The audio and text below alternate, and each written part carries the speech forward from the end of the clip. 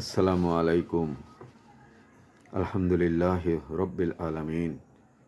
আসসালাতু আসসালামু আলাল মুরসালিন। সম্মানিত শ্রোতাবৃন্দ, আমি খন্দকার মোস্তাক। আমার 14তম ভিডিও। আজকের আলোচনার বিষয় কোরআন পড়া অথবা কোরআন শিক্ষা বলতে আমরা কি বুঝি এবং আমাদেরকে কি বোঝানো হয়। আমরা যেভাবে কোরআন পড়ছি বা শিখছি অথবা আমাদেরকে শেখানো হচ্ছে, তাতে জ্ঞানের পথে, আলোর পথে আমরা এগুচ্ছি না অন্ধকারেই থেকে যাচ্ছি। আমাদের দেশে কোরআন শিক্ষা দেওয়ার জন্য মসজিদ, মাদ্রাসা থেকে শুরু করে পাড়া মহল্লায়, অলিতে গলিতে অসংখ্য শিক্ষা প্রতিষ্ঠান চালু আছে। মাশাআল্লাহ, কম বেশি সবাই কোরআন শিখছে ও পড়ছে। কোরআন শিক্ষার নামে প্রথমে অক্ষর জ্ঞান, তারপরে উচ্চারণ, মাখরাজ, সবশেষে রিডিং পড়া শিক্ষা দেয়া হয়। আবার অনেকে মুখস্থ করে হাফেজ হচ্ছেন। যাই হোক, সঠিকভাবে রিডিং পড়া, খতম করা ও মুখস্থ করা হলেই শিক্ষকেরা বা হুজুরেরা সার্টিফিকেট দিয়ে দেন, অথবা পাগড়ি পরান, অথবা ঘোষণা করে দেন যে এই ছাত্র ছাত্রীর অথবা এই ভদ্রলোকের কোরআন শিক্ষা হয়ে গেছে। আরও ঘোষণা করেন, যারা কোরআন রিডিং পড়বে তারা প্রতি অক্ষরে 10 নেকি এবং একজন হাফেজ 10 জনকে জান্নাতে নিয়ে যাবে, ইত্যাদি ইত্যাদি। সম্মানিত শিক্ষকেরা, হুজুরেরা, একটু বিবেক বুদ্ধি দিয়ে চিন্তা করবেন কি কোরআন শিক্ষার নামে কোরআন কতটুকু শিক্ষা দিচ্ছেন। আবার আমরা যারা সাধারণ মানুষ আছি, সবাই মনে করছি কোরআন শিক্ষা মানে আমার সন্তান বা আমি নিজে দেখে দেখে রিডিং পড়া বা খতম করাই হলো কোরআন শিক্ষা। মূলত আমরা সবাই কোরআন শিক্ষার নামে কোরআনকে ফাঁকি দিচ্ছি, তামাশা করছি। সূরা আলাক আয়াত 3, 4, 5 বলা হয়েছে, পড়ো এবং তোমার প্রতিপালক সর্বাপেক্ষা বেশি মহানুভব, যিনি কলম দ্বারা শিক্ষা দিয়েছেন, মানুষকে শিক্ষা দিয়েছেন যা সে জানত না। আল্লাহর রসুল বলেছেন, তোমাদের মধ্যে সেই ব্যক্তি সবচেয়ে উত্তম যে নিজে কোরআন শিখে এবং অন্যকে শিক্ষা দেয়। এখানে শুধুমাত্র রিডিং পড়া, খতম করা, মুখস্থ করাকেই কোরআন শিক্ষা বোঝানো হয়নি। কোরআন শিক্ষার কয়েকটি স্তর আছে।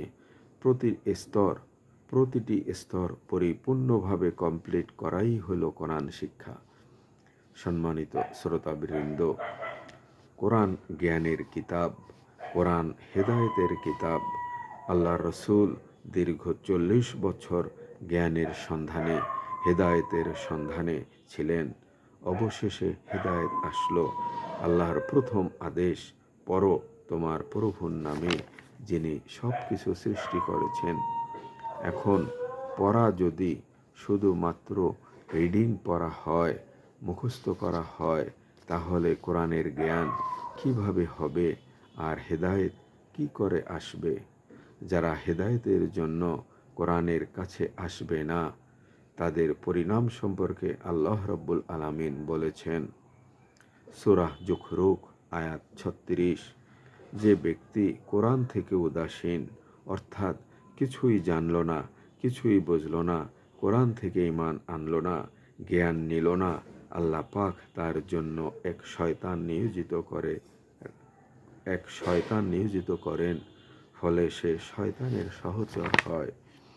সূরা তোহা আয়াত 124, যে আমার কিতাব থেকে দূরে সরে থাকবে তার জীবন যাপন হবে সংকুচিত এবং কিয়ামতের ময়দানে আমি তাকে অন্ধ অবস্থায় উঠাবো। সূরা বাকারা আয়াত 39, আমার এই কিতাব বাদ দিয়ে অন্য পথ যারা ধারণ করবে তারাই হলো জাহান্নামী।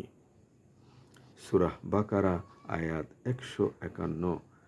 একজন রসূল পাঠিয়েছি যে আমার আয়াতসমূহ পাঠ করে তোমাদেরকে সংশোধন করে, উন্নত করে, জ্ঞান ও বিজ্ঞান শিক্ষা দেয় এবং তোমরা যা জানতে না সেগুলো শিখায়। সম্মানিত শ্রোতাবৃন্দ, আল্লাহ রাব্বুল আলামিন মানুষকে জ্ঞান দিয়েছেন এবং একটি জ্ঞানগর্ভ কিতাব দিয়েছেন। এই কিতাবের জ্ঞান মানুষের জীবনকে সুন্দর, অর্থবহ ও আল্লাহর নিকটবর্তী করে। জ্ঞান এক বিরামহীন কর্মযজ্ঞের নাম। প্রতিটি মানুষের উচিত প্রতি মুহূর্তে জ্ঞানের জগৎ ও পরিধিকে বাড়ানো এবং সেই অর্জিত জ্ঞানকে সময়ের সাথে সাথে নতুন রূপে জানা উচিত। সূরা সোয়াদ আয়াত 29 বলা হয়েছে, তোমার প্রতি নাজিল করেছি এক কল্যাণময় কিতাব, যাতে করে মানুষ এর আয়াতসমূহ নিয়ে চিন্তা ভাবনা করে, গবেষণা করে এবং বিবেক বুদ্ধি সম্পন্ন লোকেরা যেন তা থেকে উপদেশ গ্রহণ করে।